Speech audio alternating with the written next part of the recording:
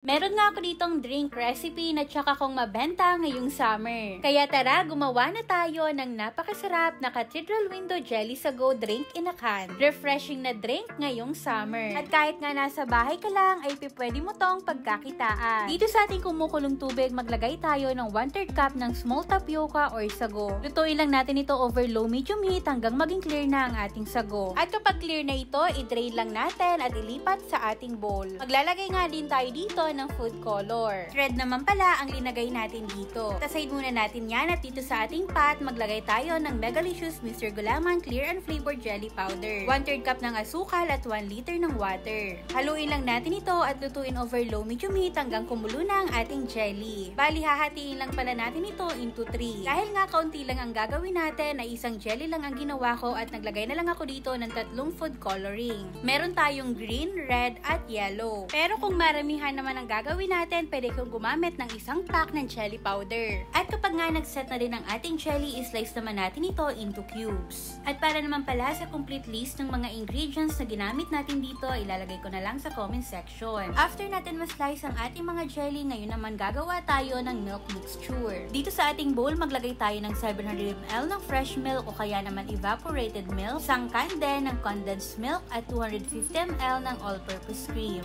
Haluin lang natin ito ng maigi mga mare hanggang mag-combine na lahat ng cream na linagay natin. After natin mahalo ito ng mabuti, ngayon naman mag-a-assemble na tayo. Bali, gumamit pala ako dito ng 330 ml ng can bottle. Pili ko lang to sa orange app at ilalagay ko yung link sa comment section. Ngayon naman, mag-layer tayo dito ng red, yellow at green na jelly. Pagkatapos, naglagay ako ng 1 tablespoon ng sago at ang ating rainbow jelly. At naglagay na din ako ng milk mixture. Meron din itong seal mga mare at didiinan na lang natin yan ng napakalakas para ma-seal. Yun naman mga mare, gawin lang natin yan sa lahat ng can na meron tayo. Bali, same procedure lang din mga mare ang gagawin natin. Bali, naglagay muna ako ng red, yellow at green na jelly at pagkatapos, maglagay na din tayo dito ng sago. After nga natin malagay ang sago, ngayon naman ay maglalagay tayo dito ng rainbow jelly. Bali, nabili ko rin pala to sa orange app at ilalagay ko yung link sa comment section. Ngayon naman, maglalagay na tayo ng milk mixture. O diba, pwede mo nga itong pagkakitaan kahit nasa bahay ka lang at saka kung mabenta. Then, pwede din tayong gumawa dito ng mga fruit drink gaya ng mango, dragon fruit o kaya naman avocado drink. O diba mga mare, napaka-colorful at magugustuhan ng mga bata o kaya naman ng mga customer nyo. At kahit nga nasa bahay lang tayo, ay pwede natin tong pagkakitaan. Ang maganda nga sa ating bottle ay dahil leak-proof na din ito. Bali mga mare, i-chill muna natin ito bago natin i-serve. At kung gusto nyo na mas maraming magawa, ay doblehin lamang ang ingredients. At after nga natin ma-refrigerate ito, ay ready to serve ng ating Cathedral Window Jelly Drink. Kaya naman kung gusto mo pa ng ganito mga dessert recipe at pang negosyo idea, follow for more.